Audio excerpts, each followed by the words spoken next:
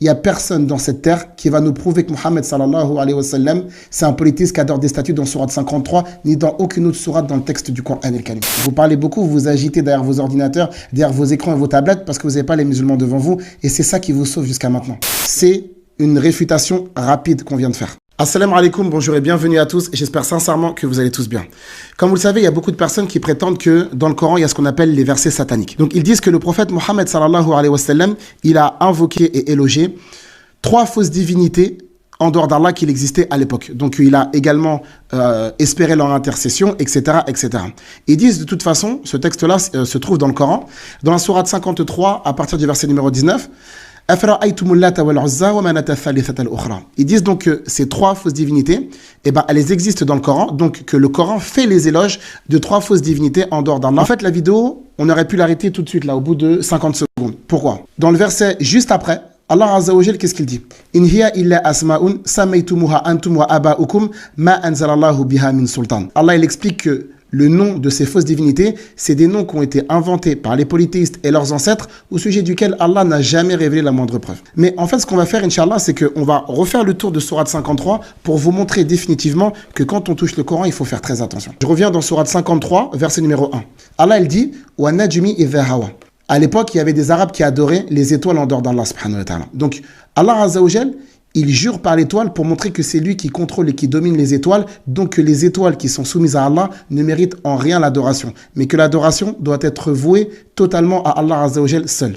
La deuxième des choses, Allah il jure par l'étoile. Et les étoiles, ça fait partie des outils qu'Allah Azza wa Jal utilise pour lapider et chasser les diables. Alors comment voulez-vous que le prophète sallallahu alayhi wa sallam soit lui-même sous l'influence satanique et diabolique? Troisième des choses. Dans le verset numéro 2, Allah Azza wa Jal, il a indiqué 3 éléments. Ma dalla sahibukum wa ma rawa. Ma dalla, ici, ça veut dire que le prophète sallallahu alayhi wa sallam, c'était pas un ignorant qui s'est égaré par manque de connaissance.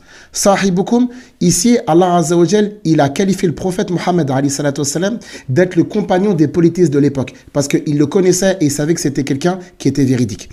Wa ma rawa, le prophète alayhi salatu wa sallam, il ne s'est pas égaré après avoir reçu la science.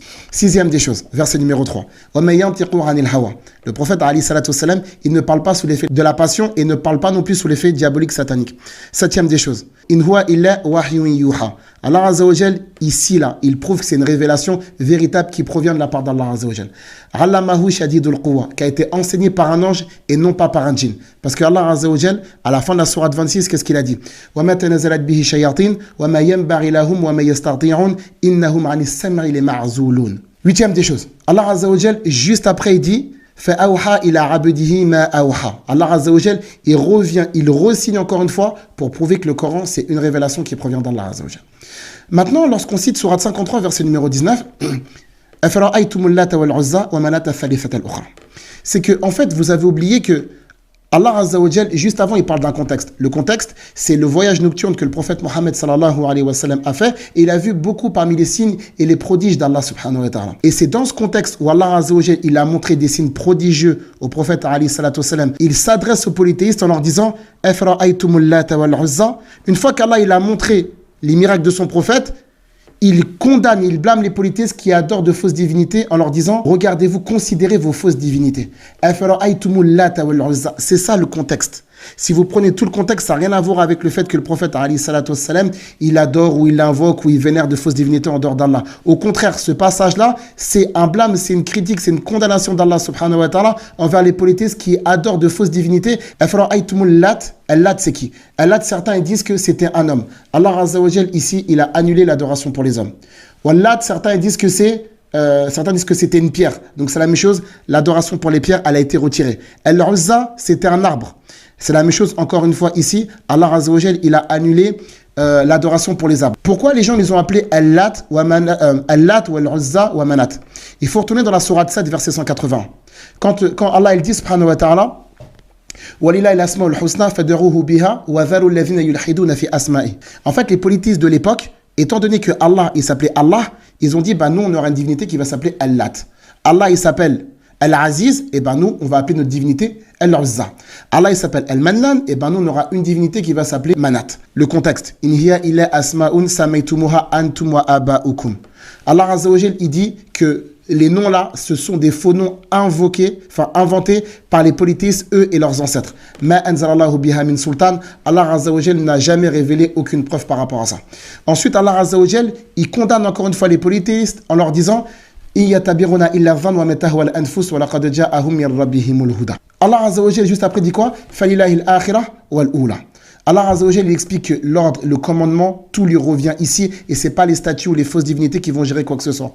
17e des choses, le verset numéro 26. Allah subhanahu wa ta'ala, il parle justement des anges qui sont dans les cieux et que en fait, même les anges ne peuvent pas intercéder sans la permission d'Allah. Donc ça veut dire que si les anges, qui sont des créatures célestes, qui sont honorés et qui ne désobéissent pas à Allah, si eux ne peuvent pas intercéder auprès d'Allah, mais comment voulez-vous que les trois fausses divinités là-haut, elles vont intercéder en quoi que ce soit auprès d'Allah subhanahu wa ta'ala? 19e des choses. Allah Azza wa Jal, juste après, dit Walillahi ma fi samawati wa ma fil ard. La royauté d'Allah subhanahu wa ta'ala qui n'appartient qu'à lui et à aucune autre fausse divinité en dehors de lui subhanahu wa ta'ala. 20e des choses. Amlam yunabba bima fi suhufi Moussa. Allah il parle de Moussa. Moussa alayhi salatu salam qui a détruit le veau d'or. Wa Ibrahim alayhi salatu salam qui a cassé les statues lui aussi. Allah Azza wa Jal il nous dit que c'est lui qui donne la vie, c'est lui qui donne la mort. Il nous dit, subhanahu wa ta'ala, que c'est lui qui crée, que c'est lui qui va créer une deuxième fois, que c'est lui, subhanahu wa ta'ala, qui donne richesse et pauvreté, que c'est lui qui est le maître de l'étoile Sirius que les polythéistes de l'époque adoraient en dehors d'Allah, subhanahu wa ta'ala. Wa annahu ahlaka adanil ula wa thamouda fama abqa. Allah Azza wa Jal, il est en train de citer les peuples qui ont été détruits avant à cause de leur polythéisme. Et par justement cette destruction, Allah Azza wa Jal, il est en train de menacer directement les polythéistes et que si jamais ils ne cessent pas, il va leur arriver la même calamité. Alors comment voulez-vous que dans cette sourate-là, le prophète alayhi salatu wassalam, il vienne pour adorer ces fausses divinités alors qu'Allah Azza wa Jal a menacé les polythéistes dans cette sourate-là? Juste après, Allah il dit quoi? Hadha nadhiru minan nuzulil ula. Le prophète Mohammed alayhi salatu wassalam, il vient pourquoi? Il vient pour avertir les gens avant le jour du jugement dernier pour que les gens se repentent et reviennent vers l'adoration d'Allah et qui délaissent les fausses divinités. Azifatil azifa, laysa laha min dunillahi kashifa. En dehors d'Allah subhanahu wa ta'ala, il n'y a personne qui connaît l'heure du jugement dernier et ça c'est une des plus grandes preuves de l'unicité divine.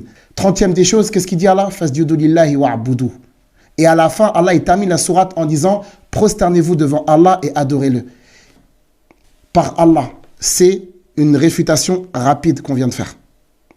Sourate 53, il n'y a personne dans cette terre qui va nous prouver que Mohammed sallallahu alayhi wa sallam, c'est un polythéiste qui adore des statues dans Sourate 53, ni dans aucune autre sourate dans le texte du Coran el-Karim. On est face à des gens qui connaissent rien dans l'islam. Vous parlez beaucoup, vous vous agitez derrière vos ordinateurs, derrière vos écrans et vos tablettes parce que vous n'avez pas les musulmans devant vous et c'est ça qui vous sauve jusqu'à maintenant. Il n'y a personne qui va toucher le Coran. Il n'y a aucune personne dans vos rangs qui est capable de mettre les musulmans à genoux dans le texte du Coran. Ça n'existe pas. Si vos anciens ne l'ont pas fait, ce n'est pas votre génération d'ignorants qui est en mesure de le faire. Barakallahu fikum. Wassalamu alaikum.